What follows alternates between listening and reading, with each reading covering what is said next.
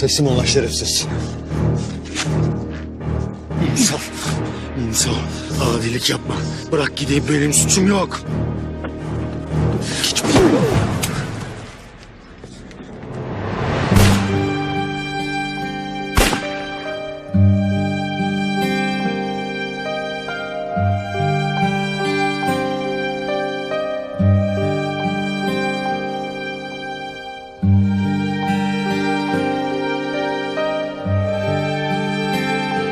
İnsan.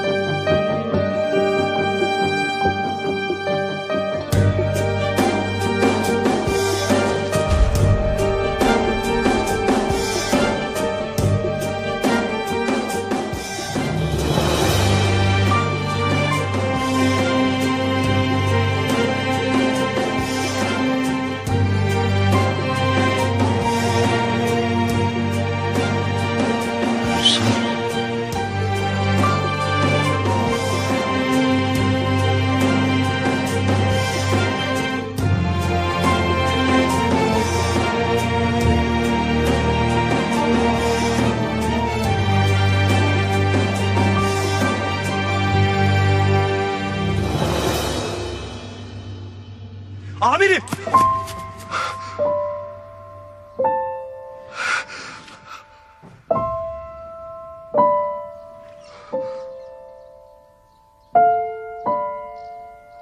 Amirimi vurdun. Alçak kertenkele! Ben vurmadım lan! Amirim! Amirim! Amirim! Amirim!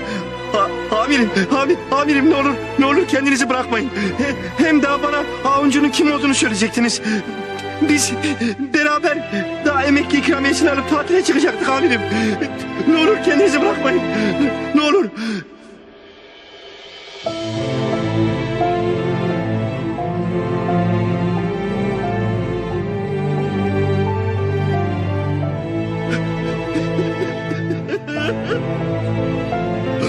Amirim.